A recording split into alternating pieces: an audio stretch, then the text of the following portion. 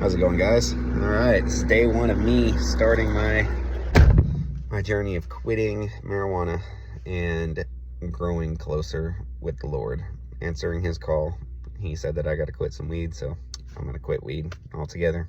Day one, cold turkey. It's going to be fun. Not really, not looking forward to it.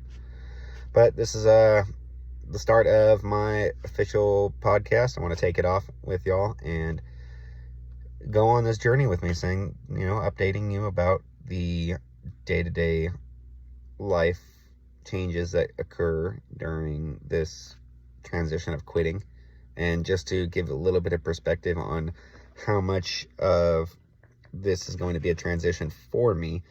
I was consuming probably about a half ounce to an ounce of marijuana a week, spending a little over $150 a week on pot, and then going from there, using it as a everyday vice, needing to smoke for basic and everyday things, like just going to the grocery store or eating dinner, getting up and waking up for life. I was constant all the time. I was never not in a state of consumed marijuana. And so there's going to be a big life transition here, and I hope that y'all will enjoy the journey and pray for me that that these withdrawal symptoms are not going to be super severe. I will keep y'all updated throughout the entire series of me quitting. This will be fun. All right. The irony, it is 4:20 right now on my first day of no smoking. Yeah. So I haven't really had any withdrawals yet. I probably won't start experiencing any until about day 3, give or take. Maybe tomorrow. I'll have the urge to smoke, obviously, right when I get home, because that's what I did every day. But I feel pretty confident right now that it shouldn't be affecting me a whole lot.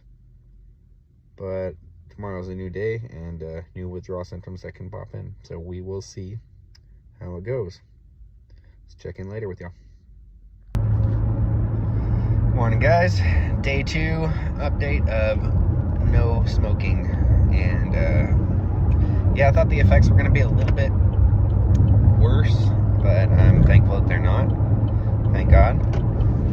The only thing I'm really experiencing right now is a little bit of unsettled food. I had to choke down my dinner last night with the appetite curve, and also my breakfast this morning. The breakfast burrito was just really hard to choke down, but knowing that you have to put nutrients in your body is one battle with that appetite curvature.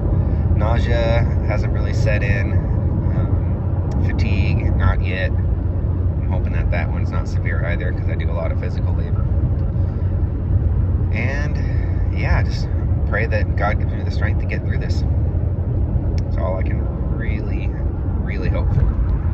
And tell me what you think about me quitting and why I'm quitting. I will tell you more about and go into detail as to why I'm quitting. But I had an internal call from the big man upstairs. He said that you need to have some mental clarity in your life and go and start your next chapter and go. Just jump in. You gotta have faith. And I still enjoy smoking weed, and that's the problem. But when you have to quit something that you enjoy doing for a higher or better purpose, then that's really what you have to pay attention to. With that being said, thank you for watching. Love y'all, and I'll keep y'all updated. Bless. All right, it is day 3 of not smoking marijuana, and honestly, it hasn't been that bad, but I had a little theory about me quitting and also asking for strength from the Lord. He basically is allowing me and giving me the strength to overcome this withdrawal symptoms of not smoking. I had been a habitual smoker for roughly 15 years, smoking every single day, multiple times a day. I don't ever recall a state that I wasn't smoking. maybe a day or two randomly throughout.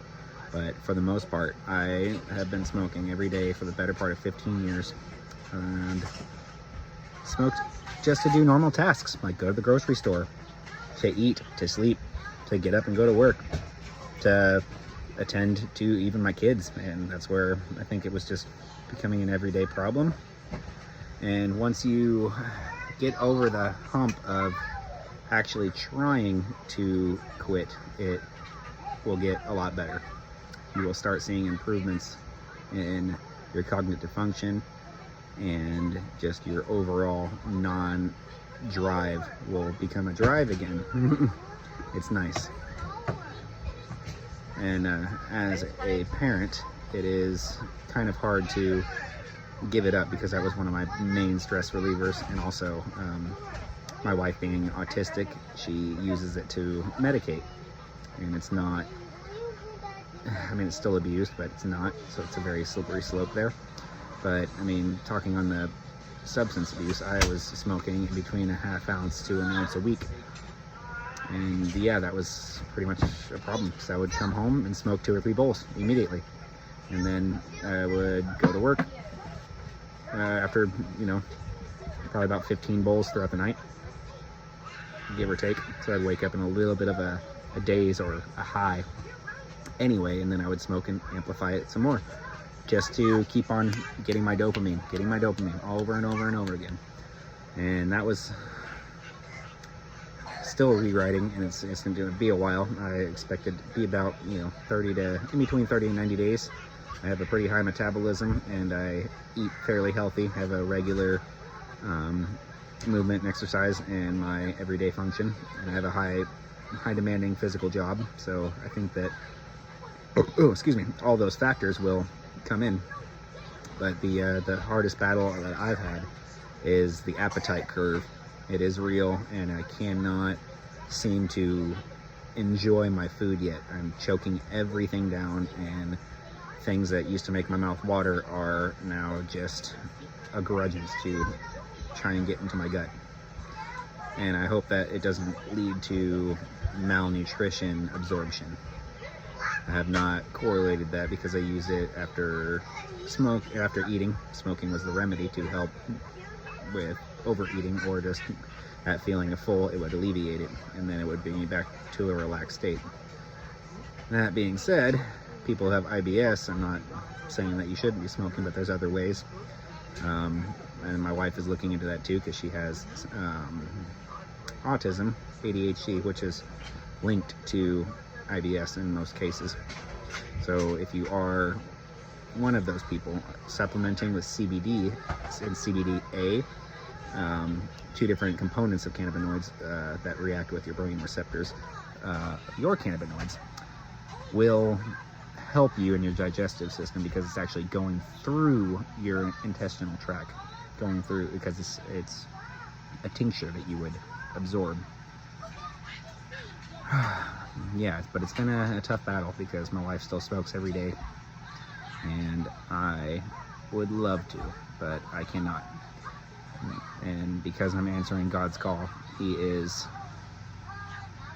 making it a little bit easier. I'm asking Him for strength every day, and any temptation that I have to use or want to use, it's swiftly taken away by the grace of God, and I cannot be any more thankful to Him and for Him.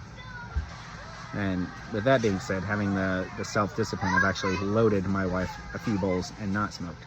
So it's kind of a slippery slope, but yes, it will get better, and I pray that it does if y'all decide to quit too. All right, day 4 on my way to work, smoking no marijuana. It's been tough,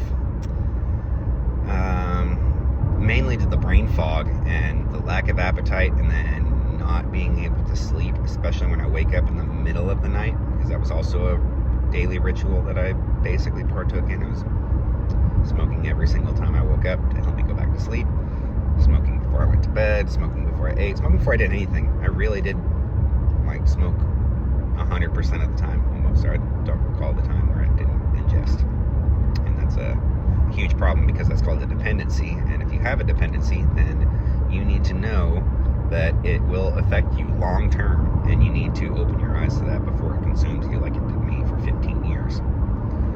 I know that you can say, oh, I'm better than that, or oh, I don't smoke that much. Well, it doesn't start out that way. If you only start using it over the weekend, then it starts becoming more habitual, because that dopamine receptors are real, and they will send signals to your brain saying, hey, I want more of that, and I want more of that. No, I need more of that. And you don't even know it yet, so you don't even know it's happening. That's the problem with this. It keeps you oblivious. And yes, it's a tough, slippery slope, because there are physical ailments that are alleviated, especially with autistic people. And my wife is autistic. She does get a sense of remedy and calming effect from weed, and it's a tough situation because she's trying to quit too, because she does acknowledge that the overall health effects are going to be a negative.